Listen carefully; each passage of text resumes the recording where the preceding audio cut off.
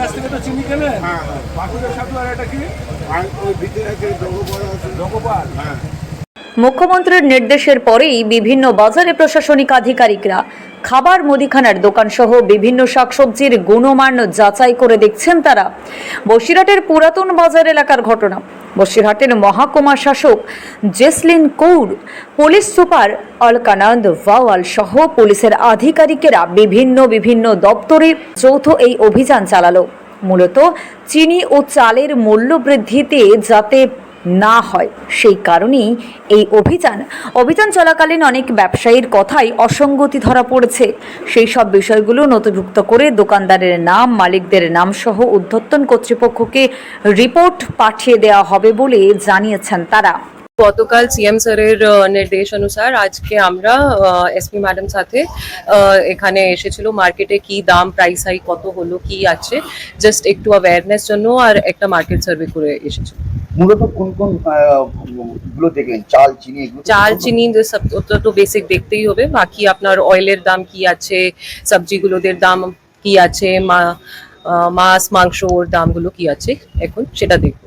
বলছি যে আপনারা ঢোকার পরে দেখলাম বহু দোকান যেগুলো 11টা বাজে অন্যান্য দিন 9টার মধ্যে খুলে যাচ্ছে সেগুলো এখনো বন্ধ।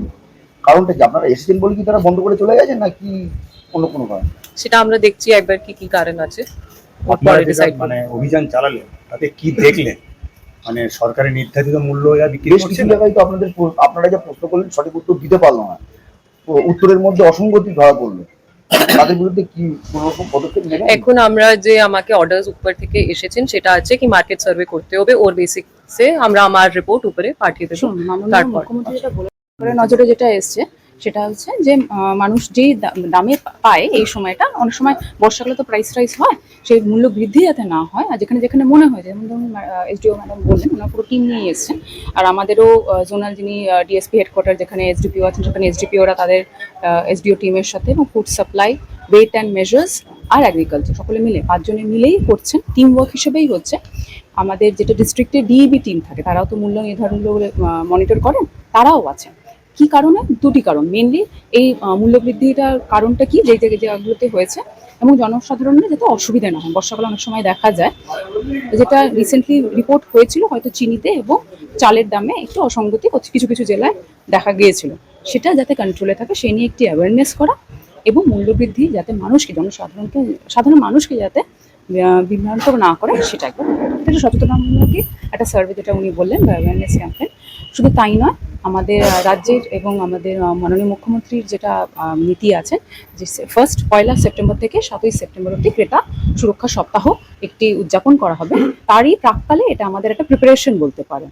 ঠিক আছে, আমরা আপনাদের আগামী দিনেও যা কাজ করা হবে সেটা জানাবো। যেখানে স্টক রেজিস্টার আছে সেগুলো চেক করা হচ্ছে, ওনাদের টিম তো থাকছেই, তার সাথে ডিইবি এবং আমাদের জোনাল এসডিপিও ডিএসপিরাও থাকবেন। যেখানে মনে হচ্ছে হোর্ডিং বা ব্ল্যাক মার্কেটিং এর খবর পাবে, সেখানে যেমন যেমন আইনগত আমাদের ব্যবস্থা নেওয়া সেটা নেওয়া হবে। আমরা খুব আপনি চাল কত দামে কিনছেন? 70 এই দোকান থেকে কিনেছেন? কি কত দাম? সব রকম মালের দাম বেশি, প্রচন্ড দাম না, এখন মালের দাম কি দাম আছে? ডাল বলো, চিনি বলো, তেল বলো, সব মালের দাম বেশি। চিনিদের কি দাম আছে? চিনি চিনি 70 টাকা নিচ্ছে। আর ডাল? ডাল ধরো মুগের ডাল দাম বেশি গেছে, 180 টাকা দাম বেশি ঝাঁকটা ছিল। তেল বলতে পারবেন না? তেল আমরা চালটার ব্যাপারে ছোলা বলতে পারবেন? ছোলা চাল বলুন। চাল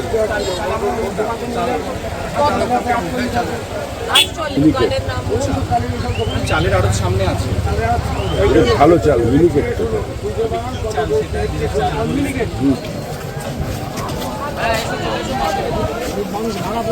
আমরা এখানেই রয়েছি। হ্যাঁ, শ্মশানে চলে এসো, পাইকারি মার্কেটে। কি চাল আছে? আর চিনি কত? 70 মধ্যে।